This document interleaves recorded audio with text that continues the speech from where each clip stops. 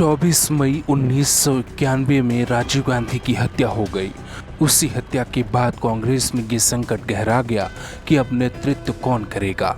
सोनिया गांधी से बार बार कहा गया कि वो पार्टी की कमान संभालें, लेकिन सोनिया ने इससे साफ इनकार कर दिया।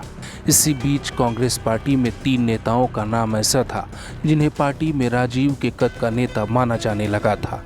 हालांकि पार्टी के उन तीनों नेताओं के हाथों में कभी भी पार्टी की बागडोर नहीं दी गई। पहला नाम था ज्योतिरादित्य सिंधिया के पिता माधवराव सिंधिया। दूसरा नाम था जितिन प्रसाद के पिता जितेंद्र प्रसाद और तीसरा नाम था सचिन पायलट के पिता राजेश पायलट। आज 3 में से 2 राजघरानों के लाल बीजेपी में जा चुके हैं और बारी है सचिन पायलट के फैसले की। राजनीति के जानकार कहते हैं कि पार्टी अगर चाहती तो उस वक्त राजेश पायलट या फिर माधवराव सिंधिया को पार्टी पीएम कैंडिडेट या पार्टी अध्यक्ष बना सकती थी, लेकिन आरोप लगे कि पार्टी गांधी परिवार से आगे उस वक्त कभी भी इस तरीके की सोच पैदा नहीं कर पाई। राजीव गांधी की हत्या के 30 साल बाद आज कांग्रेस अपने पतन की ओर है। उसी बीच एक घटना हुई। साल 2001 था। सोनिया गांधी अध्यक्ष पद के लिए खड़ी हुई थी तो चुनौती दे रहे थे उस वक्त के सांसद और पार्टी में सोनिया के बेहद करीबी जितेंद्र प्रसाद, जिन्हें जित्ती भाई भी कहा जाता था।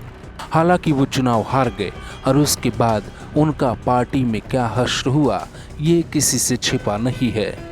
अब आपको विस्तार से बताते हैं जितिन के पिता ने कैसे सोनिया गांधी के खास होते हुए भी कभी उनको चुनौती दी थी। साल 1998 में जब सोनिया गांधी ने कांग्रेस अध्यक्ष पद के लिए चुनाव लड़ने का ऐलान किया तो उन्हें कांग्रेस का सदस्य बने महज 1 साल ही हुआ था। उन्होंने 1997 में कांग्रेस की प्राथमिक सदस्यता ली थी। 1998 में उन्होंने कांग्रेस का अध्यक्ष पद का चुनाव लड़ने का ऐलान किया। उस समय रहे कांग्रेस अध्यक्ष सीताराम केसरी के उस समय तक 5 साल पूरे नहीं हुए थे, लेकिन वो इसका खुलकर विरोध नहीं कर सके। लेकिन बगावत की चिंगारी कहीं और से उठने लगी थी। वो नाम था जितिन के पिता जितेंद्र प्रसाद का। साल 1999 में शरद पवार, पीए संगमा और तारिक अनवर ने सोनिया के खिलाफ बगावत की। उनका कहना था कि इटली मूल की सोनिया गांधी भारत का प्रधानमंत्री नहीं बन सकती।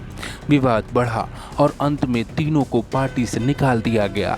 इन तीनों के न रहने पर बगावत का झंडा राजेश पायलट और जितेंद्र प्रसाद के हाथ रहा। दोनों चाहते थे कि पार्टी में कोई बड़ा पद मिले, लेकिन इसी बीच राजेश पायलट की दुर्घटना में दर्दनाक मौत हो गई और बगावत की पूरी बागडोर आ गई जितिन के पिता जितेंद्र प्रसाद के पास। उन्होंने साल 2000 के अध्यक्ष पद के चुनाव में सोनिया का विरोध करने की ठानी। वो सोनिया के मुकाबले अध्यक्छ पद के लिए खड़े हुए। नवंबर 2000 में चुनाव हुए, लेकिन उन्हें बुरी तरह हार का सामना करना पड़ा। चुनाव में पड़े 7542 वोटों में से उन्हें महज 94 वोट मिले। जितेंद्र प्रसाद इस करारी हार को बर्दाश्त नहीं कर सके और 16 जनवरी 2001 को ब्रेन हैमरेज से उनकी मौत हो गई। इसके बाद भी पार्टी ने उनके बेटे जितिन प्रसाद को मौका दिया। जितिन को कैबिनेट मिनिस्टर तक की पोस्ट मिली, लेकिन पिता की तरह वो भी पार्टी से बगावत पर उतर आए। पार्टी के कई फैसलों का विरोध किया और आखिरकार उन्होंने बीजेपी का साथ अपने साथ जोड़ लिया। जितिन के पिता जितेंद्र प्रसाद तत्कालीन प्रधानमंत्री राजीव गांधी और नरसिम्हा राव के सलाहकार भी रह चुके हैं।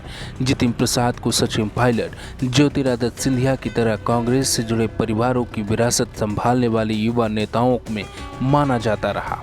ज्योतिरादित्य सिंधिया की तरह ही जितिन का बीजेपी में जाना कांग्रेस के लिए बड़ा झटका माना जा रहा है, जबकि कुछ राजनेता इसे प्रतिघात बता रहे हैं। जितिन प्रसाद ने शायद बगावत इसलिए भी की होगी क्योंकि उनके पिता ने भी बगावत की थी। ये कहानी आपको कैसी लगी? आप हमें राय ज़रूर दीजिए।